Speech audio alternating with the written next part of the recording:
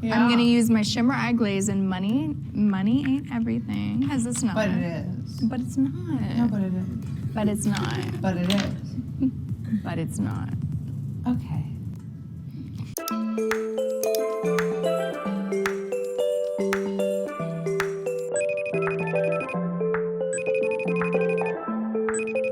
I feel so bad for today's current young generation simply because of all the people they have to look up to. In person, everyone that goes to your school or your job, they look normal. Yet the second you go online, everyone looks like gods and goddesses. For the longest time, I always wondered, why does everyone look so damn perfect on social media? And why does everyone look so airbrushed? And why do I feel so ugly compared to them? The answer in simplest terms was, I wasn't ugly, I was just broke. A perfect example would be Alex Earl. Alex was just another girl from New Jersey. She was going to school for marketing when she started her TikTok. Long story short, Alex blew up and became widely known across multiple platforms like Instagram, TikTok, YouTube, and so forth. She went from being an average college student to going on brand trips in Dubai, being invited to the Grammys, and starting her own podcast. To say the least, she has become just an incredible sensation. And after Alex became an influencer, people started to notice that she looked different than how she originally appeared. And that's when Alex came forward and addressed how she got a breast augmentation and lip fillers after she found success and fame. I always knew this was something I was interested in because I would be little and like looking up like growth supplements for your boobs. I literally would take little gummy bears when I would be in high school and be like, maybe my boobs will be a double D. I would always talk about it to my parents and they'd be like, Alex, shut up. She's always wanted bigger lips and a boob job, but she could never afford it until now. You know, I'm over 18. I'm like, I can get a surgery on my own if I wanted to, but I definitely didn't have the money for a job. So I would beg my dad to no extent for my poor dad. I feel so bad for him. He probably was like, can you please stop doing this? So awkward. But we would be at Thanksgiving dinner, actually sitting around the table. And I was like, Dad, you know, for Christmas, like, what if I got a job? Like, what if I just got? He's like, Alex, I'm not paying for your. That is the weirdest concept ever to me. And you know what? I kind of agree. I understand where he's coming from. He's like, hey, I'm not gonna go give you this lump sum of money for you to go get plastic balls in your chest.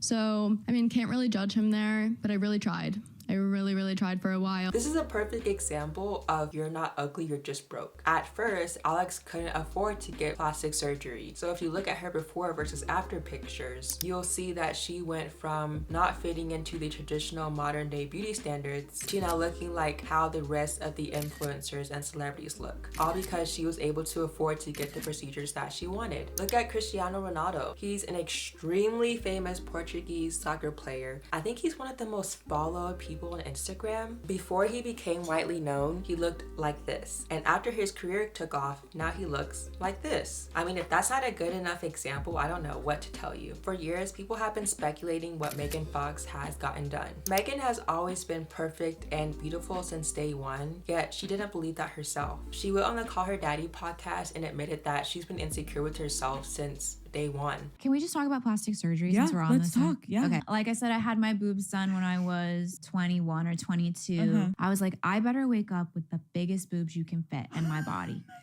I don't care what's on trend. Give me 1990s stripper titties. And then I had my nose done when I was in my early 20s. So you've had your nose done, you've had your tits done, and what? Botox and filler? That's it. Oh, there's one thing I had done that I'm gatekeeping because, sorry. What? It was really good, and it's not a known like plastic surgery. People don't even really know about it. And after she got her big break, she started getting cosmetic procedures done. It's like as soon as people reach fame, the first thing that they do is like run to the operation table to change their bodies. Although cosmetic procedures do play a colossal role in being beautiful and pretty, plastic surgery isn't the only contributing factor that plays into you being ugly because you're broke. In the show Bridgerton, the setting takes takes place in the late 1800s in Regency, London. And the show is basically about young girls and women trying to find a husband. And in that society, you have the nobility and the commoners. The more money you have, the more beautiful and respectable you are, no matter what you look like, because you have the dress, you have the makeup, you have the hair. And if you're a commoner, you're seen as like worthless and disgusting, and no one wants anything to do with you. It's all about what the society standards are in the time period that you're living in. And because going under the knife is such a imperative thing to do, I mean, getting cosmetic work done is now trending. At first, getting anything done was like embarrassing. It was under the radar, no one talked about it. Now everyone and their mom is showcasing nose jobs, lip fillers, Botox, boob jobs, and so forth. Getting lip filler isn't out of the ordinary anymore. It's like a routine that you do. You have your monthly deep cleaning, you pay your monthly bills, and you go to your monthly appointment to get cosmetic work done. So many people have just altered their body. It's getting to the point where cosmetic procedures are becoming indistinguishable from natural beauty. So like all we do is speculate who's gotten what done. Has Selena Gomez gotten lipo? Did Taylor Swift get a boob job? Why does Ariana Grande's face look so different than when she was in Victorious? I mean, there are tons of celebrities that haven't gotten work done, but they had these huge glow ups simply because they just had the money to get all these treatments and procedures done. Sometimes it's not just going and getting plastic surgery, it's having like the lavish and most expensive things being accessed to you. If you're like the average middle or lower class citizen, you don't have thousands of dollars lying around to get the most bougie spa treatment, or to get like a $600 facial, or to see the most renowned dermatologists across the country. So a lot of times when we see these like influencers and celebrities before they became famous versus now, sometimes it seems like they've gotten, you know, cosmetic work done, but in reality they can now afford the best skincare and supplements and whatnot. But the craziest thing is, what did people do back when cosmetic procedures weren't a thing? Like in the 1700s, you couldn't just go to the doctor's office and say, I want a brow lift, because plastic surgery didn't exist. People had to do this thing called accepting the natural body you were born in. And guess what?